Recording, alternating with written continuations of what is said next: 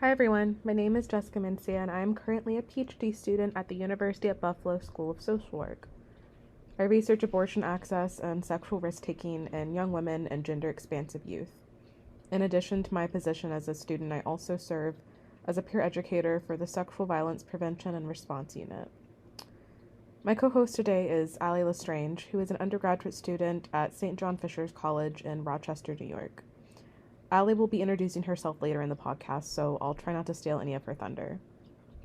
Allie and I were able to connect via the New York State Coalition Against Sexual Assault's Student Activist Network Against Sexual Assault, where our two universities were able to collaborate and meet each other.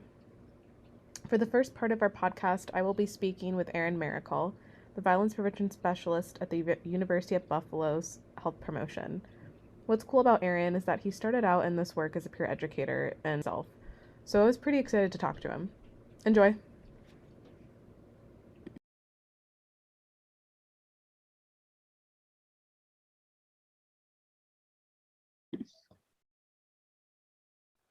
Okay, so can you tell me what your name is, your position, and how many years that you've been working at the University of Buffalo? Sure. My name is Aaron Miracle, and I am the violence prevention specialist here at UB. And I've been in my current position for 6.5 years. And what is the title of your current position?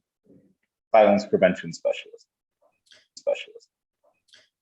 So could you just tell me about some of the work that the Sexual Violence Prevention Unit does at the University of Buffalo? Sure.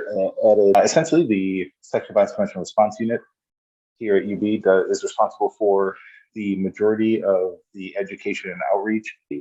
And that means that we do programs, workshops, and just general education around the topic from students from before they arrive here on campus all the way to their, our PhD students who might have been with us, for 4, 5, 6, 7+ years.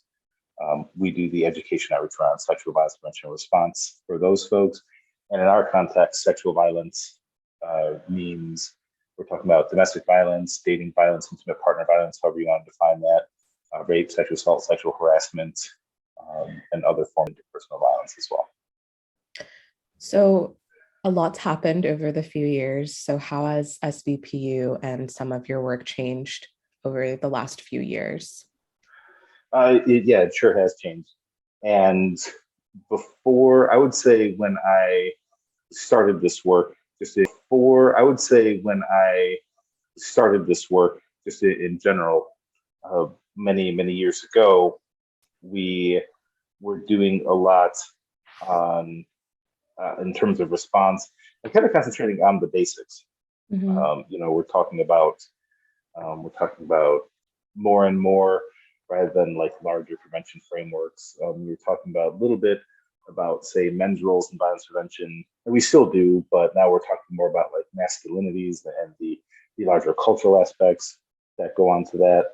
For instance, we don't do as much around consent or various data sets and surveys that we do for our students that they have a larger understanding of like the consent basics, at least, right? Or like the legal definition, let's say. So right now, instead of concentrating on the idea of consent itself, we're concentrating a lot on the practical application of consent. What does that look like? In the moment? How do we navigate consent? And that's not to say that lack of understanding of consent is a driving factor of sexual violence. It's really not. People understand consent and they just don't care. But the more we emphasize like positive, healthy behaviors, the more those negative, unhealthy behaviors tend to stand out. So we really try to focus on the strengths-based perspective and normalizing healthy behaviors, whether it's in sex or relationships or just interpersonal interactions in general. Unhealthy behaviors tend to stand out. Mm-hmm. Right. And how has your role specifically changed at SVPU since being at UB? I can't say it's changed a ton. I still do. It's changed a ton. I still do. I'm still responsible for the majority of the programs and workshops, facilitating those myself. I would say, um, so like the practical aspects of my role haven't necessarily changed, but um, how I tend to view the role a little bit more. So I've taken it a little bit more that it's not just me going out there and educating students. I have a responsibility to, really work with our peer educators to get them to be the voices that were out there, so they can take the knowledge that I have and apply that. So, I guess before, when I was the the main person doing it, I'll say it's really gone. We've really doubled down on our peer education aspect and say that students want to hear from other students. They share similar experiences. So why don't we talk more about that? So my role shifting maybe from being primary person to being more of a mentorship role for our new incoming students, particularly our peer educators doing the work. Mm-hmm. And you mentioned a lot of work with students. So since the pandemic, how has SVPU shifted from in-person spaces to virtual spaces? Because I would imagine that would impact kind of your interactions with students. Yeah, all of a sudden we went from being fully in person and sort of pipe dreams of being remote and having additional access to students. And in some ways, we already had that through our Facebook pages. We before the pre-pandemic, we would do things like Facebook Lives or things like that. So we had a small virtual presence, but since the pandemic, the social distancing aspect to provide those programs in virtual spaces, but also in a larger context, UB, we have 30,000 plus students, and not all of them are in person all the time, right? Our students aren't just students; they do so many more things. So opening it up to a virtual space has really allowed us to reach students who probably wouldn't otherwise see, just in terms of their scheduling, but also just the nature of the topic that we talk about. It's not always an easy topic to talk about. It's not always a comfortable topic to talk about. Whether students who attend our programs have had personal experiences with sexual violence or not. So the virtual spaces have allowed us to reach folks who might want to be part of the conversation, but they don't know how to start that conversation, or they might not feel safe in those in-person spaces. So they might not feel like they're empowered to come up and speak up in those places where there is, anonymity is a tricky thing. Sometimes it can lead to people being not so great. Sometimes that anonymity aspect where folks can ask questions without fear of what somebody's going to say to them, or feeling like it's a stupid question, or like they're going to be judged, or have all eyes on them for asking maybe a question that everybody else knows. They probably wouldn't ask that in person, but they have the opportunity to enter that either through don't turn their camera on, right? Or they can ask it through one of our remote programs, or they can ask it through the chat features. It just opens up so many more aspects. And then we're not even just talking about, folks with different physical abilities who might not feel like they're able to get to our spaces in those spaces. Just having the hybrid programs that we have now, the transcription's not perfect in Zoom, for instance, but it definitely opens it up a lot more for folks who might be hearing impaired to be able to engage with us in a lot of different ways. Though we always want it to be better. Right. And you touched on this a little bit, but I just wanted to give you the opportunity to go more into it. How has like the shift from in-person spaces to more virtual spaces allowed for of some groups that might have more marginalized identities? Well, I think the first one is it allows for more survivors to be engaged with it. Again, survivors, in a college context, the assault might have happened here on campus, right?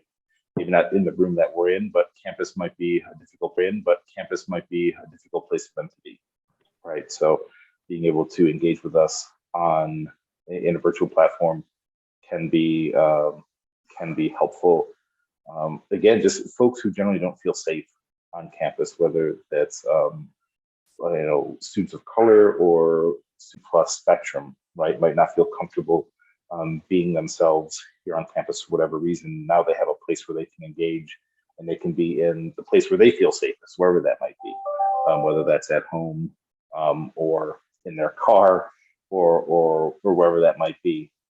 Um, in addition to again, folks with differing abilities.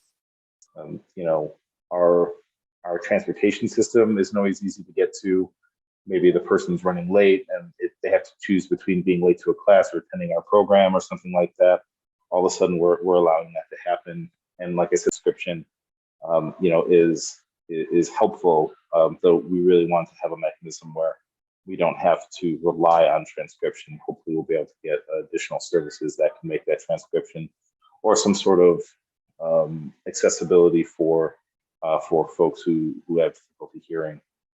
Well, so I think it's really opened up a lot of spaces for our students in one way or another.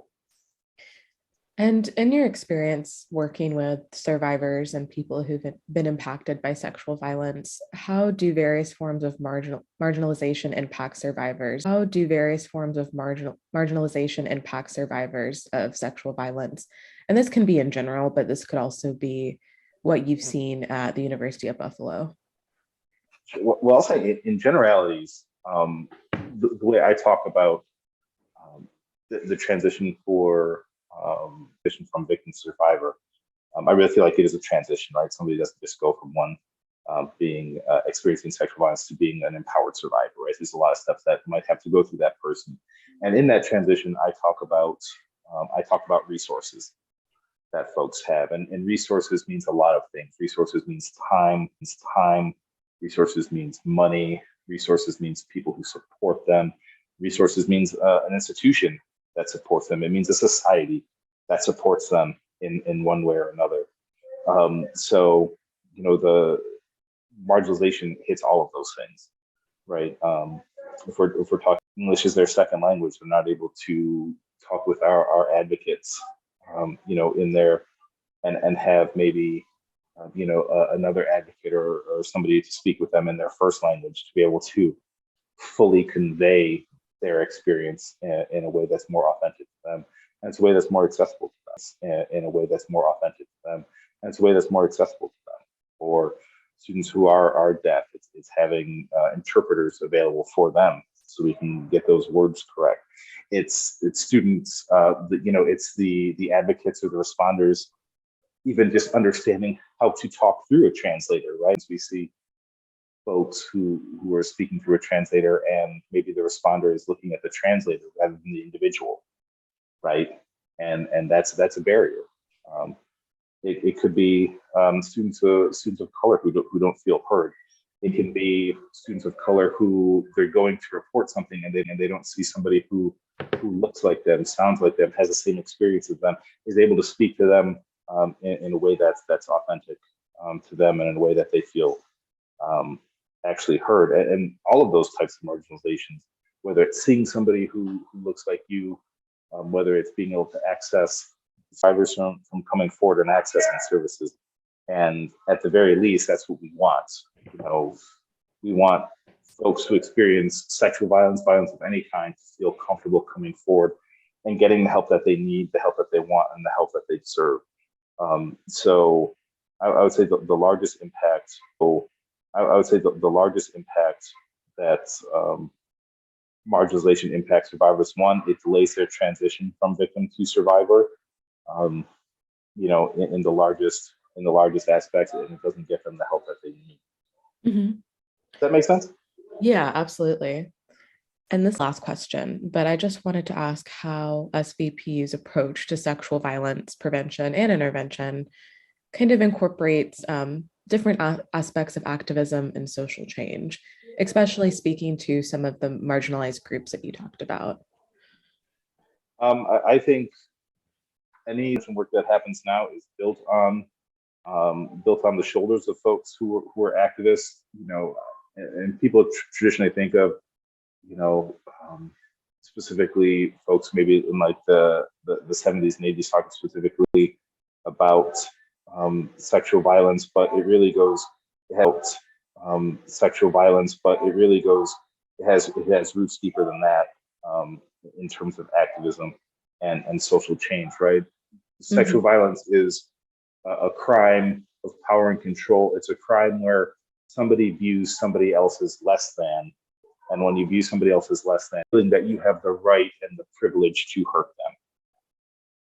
And when you break it down in that way, it's the same thing we're talking about with racism. We're talking about sexism. We're talking about homophobia. We're talking about transphobia, and all of those other isms, right? So we have to really come from that up.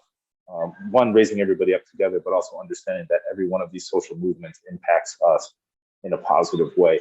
The more we move for action and to increase the rights and privileges of people of color, of trans identified folks, of women, of all those folks, it raises everybody up and it makes the conversation a lot easier to have, in terms of sexual violence. And sometimes those conversations are, because they get a lot of attention, they can be a little bit easier to talk about.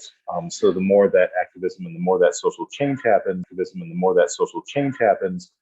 more we can approach this particular subject. I mean, for our students, we do a lot to support the activism that they feel like they want to do. We're a little bit reticent to define what activism means and what activism means for our students, because again, we are a student-driven program, but we do support our students, in the conversations that they want to have and the changes that need to happen again, because the more we raise a voice, or the more we give a voice to people who feel like they don't have one, the larger change and the more likely we are to be able to live in a world where folks are less likely to be harmed. Mm-hmm. Yeah, absolutely. Well, that was the last question I had. Thank you so much for agreeing to interview and to be on the podcast. That was my pleasure. Hi, everyone. Thank you so much for listening to that part of the podcast. Coming up next, we have Allie Lestrange talking about her experience and the experience of her peers at St. John Fisher's College in Rochester, New York.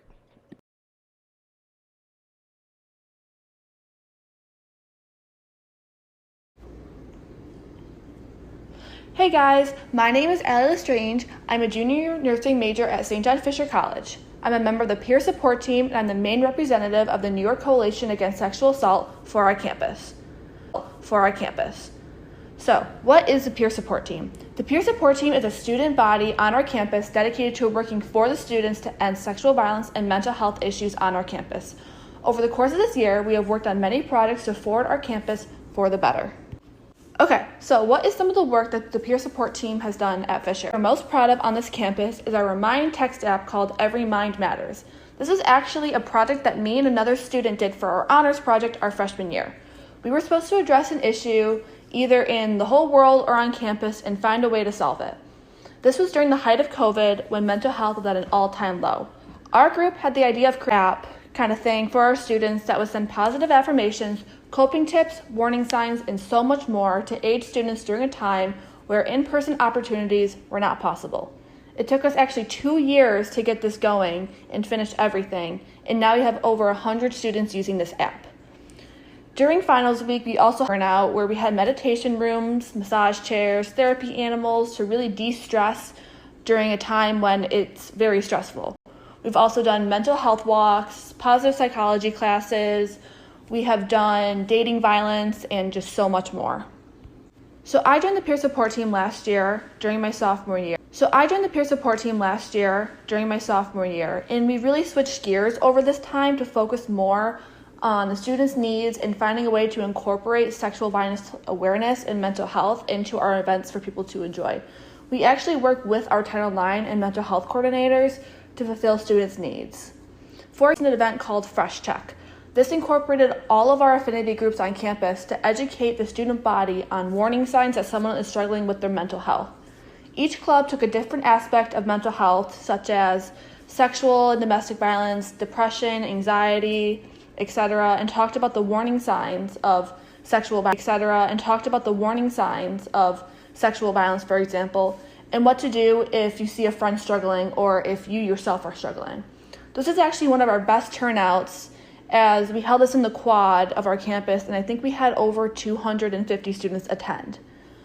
Our goal now that things are opening up more is because we found that the biggest issue on our campus involving sexual violence and mental health is the lack of knowledge, and I'm really passionate about changing that because I feel like with more knowledge, you can stop it faster.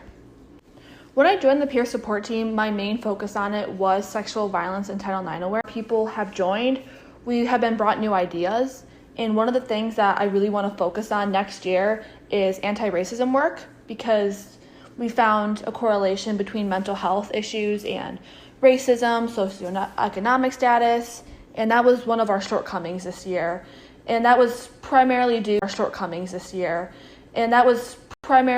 to issues with events and COVID-related things, but it is something that I think we could have done better. Like, we did a great job with sexual violence and mental health work and just focusing on that as a whole, but I'm hoping for next year that we on like nitty-gritty things and things that are tailored towards marginalized people, and so we can be completely inclusive.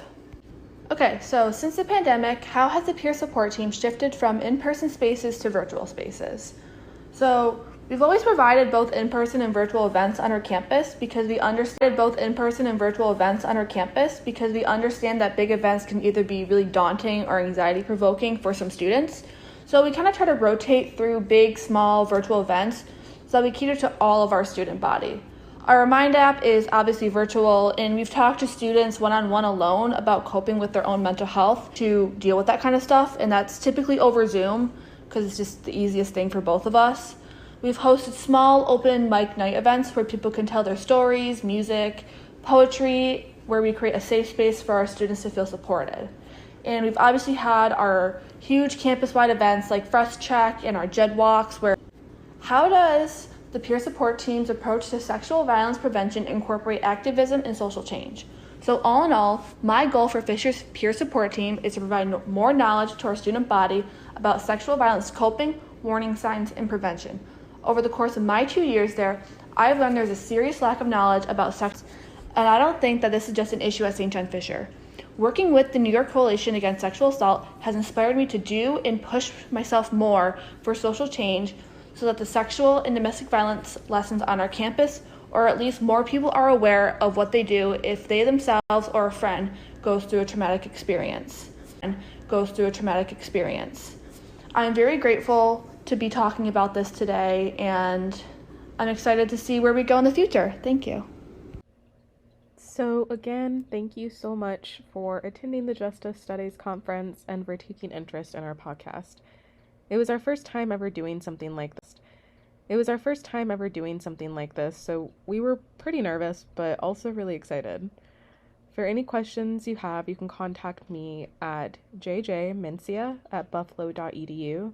That's jjmencia@buffalo.edu. AEL03414 @sjfc.edu. Thank you so much.